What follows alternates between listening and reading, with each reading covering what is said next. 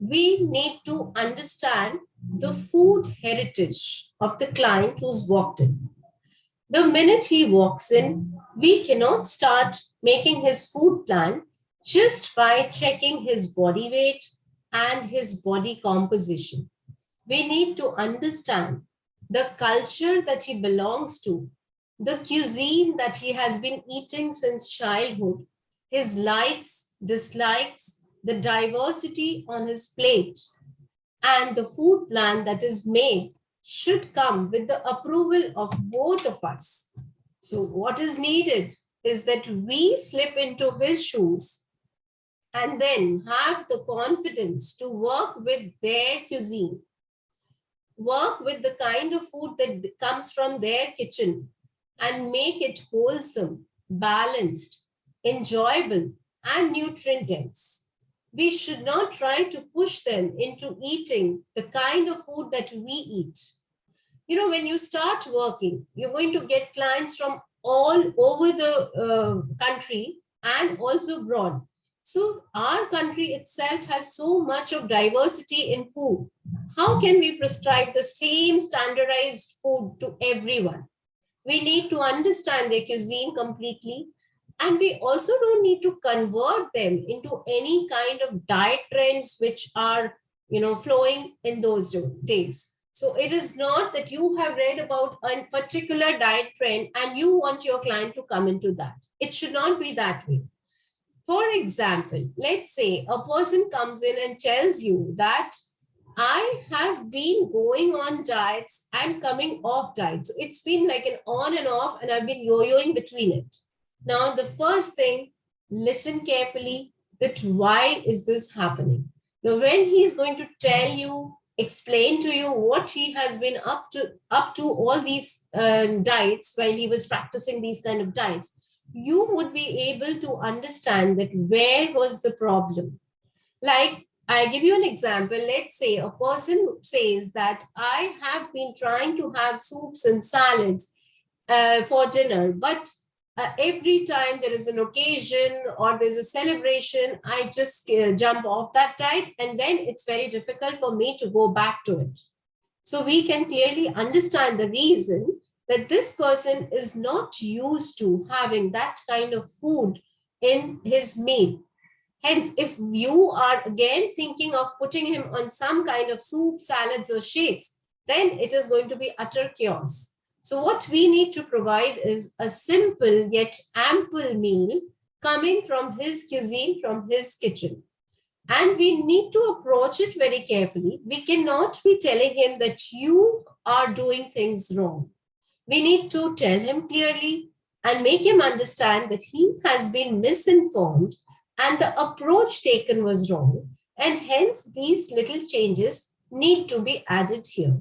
We cannot completely blame them or say that they have been wrong. What needs to be done is to be brought in from their culture, cuisine, and again looking into the climate to which they belong from.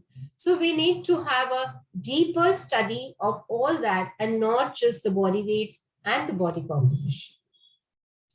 The third thing which we all should be doing is that we should keep ourselves updated about all the latest diet trends.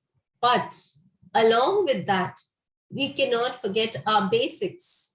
We need to keep brushing up our basics. Why? Because as we practice over a time period, over some years, we tend to think that, oh, I know everything about food, so there is nothing to look back. But there's a lot. All the simple basics that we learned, how many calories in a gram of fat, which grains have more iron, which vegetables have phytates and oxalates, which are the vegetables of this season, what is the traditional way of cooking this food. All this basic knowledge has to be brushed up. We need to stick to the basics.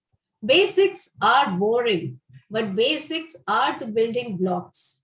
Hence, we cannot do without them. We need to keep the fundamentals and have fun in the sessions with the fundamentals. Along with that, we need to read, and know about all the latest diet trends that keep coming in and understand their pros and cons. Because when a person walks into your chamber with confusion written all over their face, then your voice should be reassuring and giving him confidence that the path that he takes is going to be the correct one.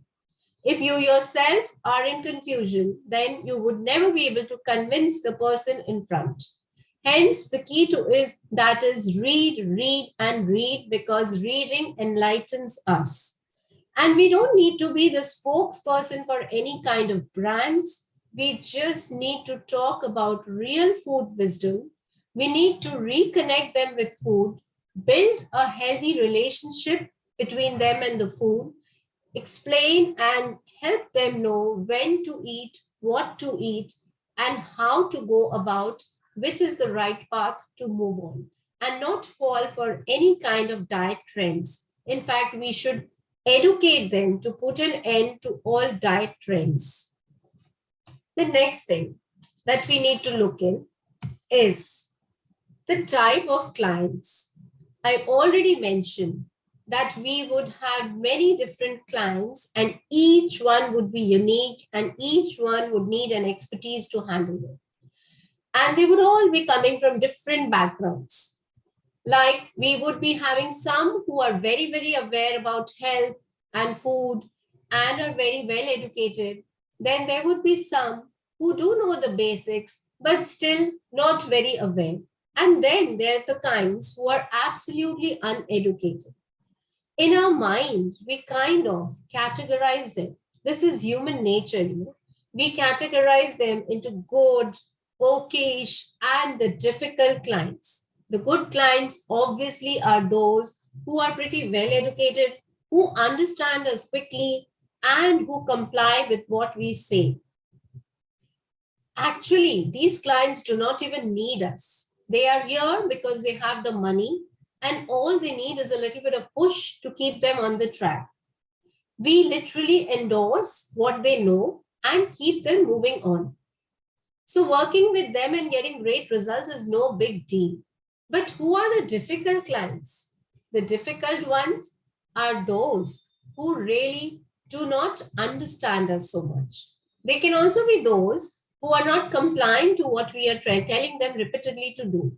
And they can be those who turn up late, who are never on time, who are arrogant, and who believe that, it is that they have paid us and hence they can come in anytime and ask for anything, those kinds. But the point is, we should not be ignoring these difficult clients. The success is in cracking these tough ones. When we manage to handle these kind of people and get a change in them and help them change just like we help the easy ones by putting in some extra effort, that is true success. And that is when you would feel very happy and satisfied. And believe me, that will propel your career also. Because these are the people who will then spread by word of mouth. So do not ignore these difficult clients. Go along with them and put in that extra effort. Again, how do we make these clients a little bit easy? The first point, listen to whatever they say very carefully. And somewhere you will be able to grab some points which you can address and handle them. If they are complaining, cribbing, let them. But there is no need to exaggerate that. If they're just rants, just listen to them and leave them. Do not encourage them, but let them speak their heart out. It is always better that a person comes and speaks and complains than a person who is suffering in silence. So let them speak, let us listen, but where needed, put in those extra efforts and do not ignore the difficult clients. The next thing that we need to make sure is collect more data points. Now, when I say this, I'm not again talking about listen to them and get the some information about them. No, these data points are something different. When a client walks into our chamber, or actually when they, remember us, we dietitians and nutritionists, when is it when they remember us? When they are told to go lose some weight. So when they come to us, they generally say that I'm here to get healthy and fit.